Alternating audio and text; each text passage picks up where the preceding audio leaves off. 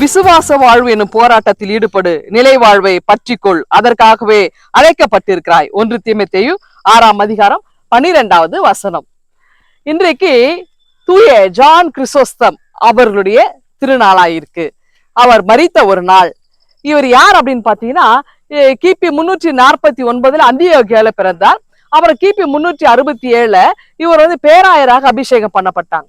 இவர் பேராயரான பிறகு இவர் என்ன செய்யறாருன்னா, அங்க இருந்த ஆட்சியாளர்களை கேள்வி கேட்க ஆரம்பிக்கிறார். இதற்காக இவர் கடுமையான தவ வாழ்க்கையை மேற்கொண்டு உண்மையோடும் நீதியோடும் இருந்ததுனால, அதாவது தான் என்ன சொல்றோமோ அதன்படி வாழ்க்கையை வாழ்ந்ததுனால இவரால அநியாயமாய் செய்கிறவர்களை தட்டி கேட்க முடிஞ்சது. ஏன்னா இவர்கிட்ட எந்த குறையும் இல்லை.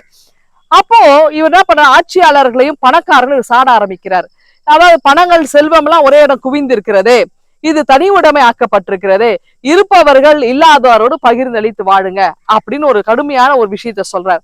இது இவருடைய போதனைகள் ரொம்ப கடுமையா இருந்தா எல்லாருக்குமே கோபம் வந்தது. வசதியை படைத்தவர்களுக்கு கோபம் வந்தது. அப்ப என்ன செய்யறாங்க, அங்க இருந்த இந்த யுடாக்சி என்று சொல்லக்கூடிய மகாராணி என்ன செய்யறாங்கன்னா, இவரை நாடு கடத்தணும்னு சொல்லி நாடு கடத்துறாங்க. கிட்டத்தட்ட 3.5 வருட காலங்கள் இவர் வெளியில இருக்கிற அந்த ஊருக்கு வெளியே, நாட்டுக்கு வெளியே அவர் இருக்கிறாரு. அடுத்து அவரை கருங்கடலை போய் தூக்கி போடுங்கன்னு சொல்றாங்க. அப்ப கருங்கடலை அவர் தூக்கி போறதுக்காக தூக்கிட்டு போகும்போது அவருடைய 58வது வயதுல அவர் மரித்து போறாருங்க. அதுக்கப்புறம் இது முடிஞ்சிருச்சு. ஆனா அதன் பிறகு 31 வருடம் கழிச்சு, அதாவது அவர் மரித்து 31 வருஷம் கழிச்சு, அந்த குயின் யுடாக்சின்னு சொல்றோம் இல்லையா, அவங்களுடைய பிள்ளைங்க இதற்காக மனம் வருதுனாங்க. ஐயோ அம்மா இப்படி ஒரு அநியாயமாய் ஒரு தவ வாழ்க்கை மேற்கொண்ட ஒரு நல்ல ஒரு புனிதரை கொள்வதற்கு காரணமாயிட்டாங்களே, அவர் அநியாயமாய் நாடு கடத்தப்பட்டாரே, இதுக்கெல்லாம் மனம் வருது. அவங்க என்ன செய்யறாங்கன்னா, அவருடைய அந்த கல்லறையிலிருந்து அவர் உடலை கொண்டு அந்த கான்ஸ்டன்டைன் நோபல் அப்படின்ற இடத்துல கொண்டு அவருக்கு நல்ல அடக்கம் செய்தாங்க. அதாவது பல நேரங்கள் நாம கூட பாத்தீங்கன்னா, அலைகள் மிகுந்த ஆபத்தான பகுதிகளிலே கடல் கொந்தளிப்புகளாம் இருக்கும் நம்ம வாழ்க்கையில பயணம் செய்யும் பொழுது. அப்ப அந்த மாதிரி சூழல் நம்ம கவலைப்பட வேண்டாம். ஏனென்றால் நம்ம கற்பாறையாக இயேசுவின் மீது நாம் நிற்கிறோம். இயேசு கிறிஸ்து நம்ம ஒருபொழுது கைவிட மாட்டார் என்ற எண்ணம் நமக்கு வேணுங்க. அதாவது நாம் எப்படி வாழுகிறோமோ அந்த வாழ்வை அவர் வாழ்ந்தார். மரணத்துக்கு பிறகும் இந்த உலகம் அவரை போற்றியது.